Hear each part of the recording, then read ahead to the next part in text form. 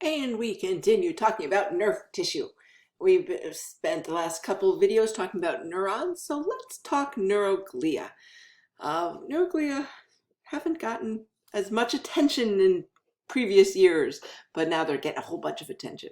So neuroglia, that's the most abundant cell in the nervous system. I mean, there's a ton of them. It's probably 90% of nervous tissue are neuroglia cells. But we really don't know everything that they do. We think there's between 10 and 50 times more neuroglia cells than neurons, but we're still learning about them. Now, neuroglia do not conduct neural signals, as far as we know. That's the neurons that do that. And neuroglia also do continue to divide throughout life. There's a whole bunch of types I'll talk about, but I will just talk about how neuroscience really changes. So I got my PhD in neuroscience from UCLA, which is one of the top programs in the country. And so it's a good program. I don't know, we spent maybe a day, 10 minutes. We didn't spend very long on neuroglia at all. They basically said, oh, there's support cells. Here's a few different kinds. They help out. And that was it. And my neuroanatomy professor he's a big deal. He was the guy who dissected Einstein's brain. So there's some chops from this school. And so I'm old, 30 years ago, we really didn't know much about neuroglia, but we are now finding more and more and more. They are vital for neuronal transmission. They are way more important than we ever thought. Now, we're doing better than we were back when neurons were discovered in the mid-19th century. Everyone was very excited about it, and they were annoyed that there were these other numerous cells that were in the way of studying the neurons. And so they kind of said, they're support cells, push them out of the way. And we are now finding they are vital. You know, they control so much more than we ever thought. So let's talk neuroglia. I'm not going to go through all of them in too much detail, so I'll be giving them short shrift as well. I'm just going to do one video on them. Astrocytes, oligodendrocytes, Schwann cells, microglia, and there's others. There's satellite cells, but I'm going to focus just on these. And I'm going to give you a big list of functions, so I want you not to panic. All right? It's easy way to remember what does what. Oligodendrocytes, they myelinate in the central nervous system. Schwann cells, they myelinate in the peripheral nervous system. Microglia are involved with immune function. Everything else is astrocytes, okay? So really all you have to kind of learn is those three things. The oligodendrocytes and Schwann cells that myelinate, microglia are involved with immune function, and astrocytes do everything else. I'm sure when you become a neuroscience professor in 30 years, you'll be talking to your students about how silly it was that we thought that, oligocytes only myelinated, as we learn much more, but this is where we are right now. So let's go through some of the functions. We'll start with these astrocytes. That looks like a star. All right, so astro, they look like stars, and these are the most abundant neuroglia cells, and they are vital for maintaining the proper chemical environment, for instance, for neuronal signaling. All right, so some of the things they do. They clean up brain debris. So when there's parts of dead neurons, they help digest them. They clean, they feed, they support. They're kind of like mom. They transport nutrients to the neurons in a neat way. So they're shaped like stars. And so think of a central body with all these arms coming out of it. The one arm of the astrocyte is wrapped around the capillaries, and another arm is wrapped around a neuron, and the nutrients travel from the capillary through the arm of the astrocytes and then delivered through the other arm into the neuron. So they feed neurons, they clean up dead parts of neurons. So I said that they digest dead parts of dead neurons. And they are necessary for normal neuronal firing. We didn't know that 30 years ago.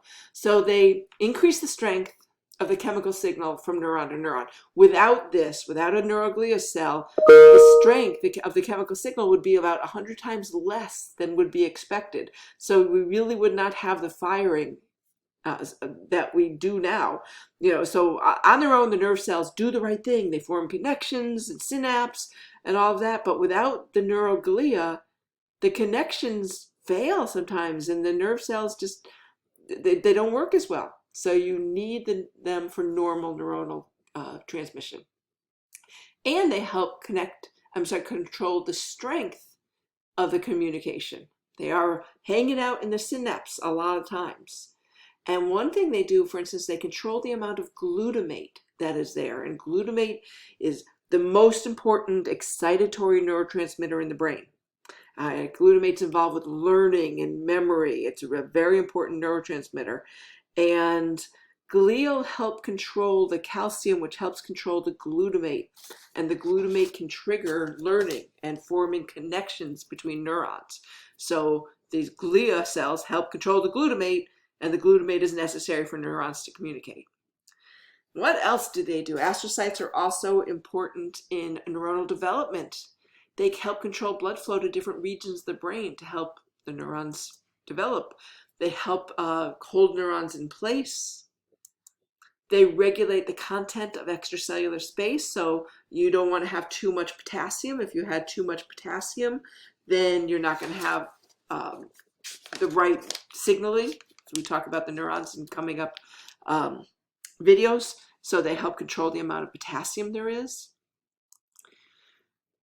They control the number of synapses that form. They're important during brain injury, so they form a scar. And so some scientists believe you can get rid of the scar and coax axons to regrow and reform connections if you deal with the astrocytes. So there's a lot of information, a lot of research going on for that, for paralysis. What else do? They form nerve growth factors. They form part of the blood-brain barrier. That is one of the reasons that not everything in the blood can just access the brain. Astrocytes play a role in protection. They help oligodendrocytes myelinate. And some more recent things we found just in the last few years, they help control breathing. They sense the chemical composition in the blood because that arm is wrapped around the blood vessels entering the brain. And they help send signals to help control breathing by sensing the amount of hydrogen ion or CO2 in the blood. They may play a role in circadian rhythms and in chronic pain. So as I said, don't try and memorize this enormous list of all the things that astrocytes do. I just spelled it wrong up there. Oh dear. So just take a moment and appreciate your astrocytes, but in memorizing it, memorize all the other things, and then everything else is astrocytes. So going to all the other things, oligodendrocytes. Oligodendrocytes and Schwann cells myelinate. And oligodendrocytes myelinate in the central nervous system, which is brain and spinal cord. And one oligodendrocyte can myelinate up to 60 different parts of axons. So each arm can myelinate. And oligodendrocytes are abnormal in MS, multiple sclerosis. They think it's a glial disease. And so you get damage to the oligodendrocytes, you're not myelinating in the central nervous system. Schwann cells myelinate in the peripheral nervous system. That's all the nerves that go to and from the brain and spinal cord. And each Schwann cell is responsible for one glob and one little bit of myelin. And we also have microglial cells. This is important in the immune system of the brain. So they proliferate after injury. They help repair damage. They play a role in brain development, and they get rid of unnecessary synapses and connections. And we do see increased activity in schizophrenia and autism. So there's a whole bunch of research going on with these as well. And I didn't mention satellite cells. I will. Satellite cells are a glial cell that's in the peripheral nervous system, and they help control the chemical environment. But I'm just going to close with this. There's a lot of excitement about glial cells right now, and they are involved with many different things. So they're involved with nerve regeneration. It was in the journal Science that scientists have taken glial stem cells and turned them into neurons, which could be amazing for nerve regeneration. Important in stroke. When there's no glial cells, neurons can take hours to die when they're starved of blood flow and oxygen. But when glial cells are present, neurons can die within minutes. And the theory is that the glial cells are releasing glutamate, which can kill neurons.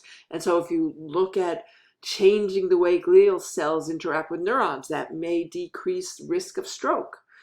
What else? They're looking at glial cells in epilepsy and Alzheimer's disease and migraine, looking at it in depression. There was a study out of Washington University that depressed patients had fewer glial cells than those who were not depressed. Now, does fewer glial cells cause depression, or does depression decrease glial cells, or is it due to some third factor such as lack of neurogenesis in the hippocampus? Don't know. So they're researching it, but glial cells may play a role. We see them involved in Parkinson's and ALS, and autism. So there's a lot of activity, a lot of research going on with the glial cells, these cells that we once thought did almost nothing and just supported the neurons. They play a really important role on their own. All right, on the next video, we're going to start talking about membrane potentials. So I will say that it's going to start with giving more information that's in your notes because I got excited, but it can't hurt to hear a bit of a review. So I'll go into a little more detail about the protein channels that we've already heard it, but okay, that's because I got excited about protein channels, so let it go. And then we'll talk about membrane potentials in the next video.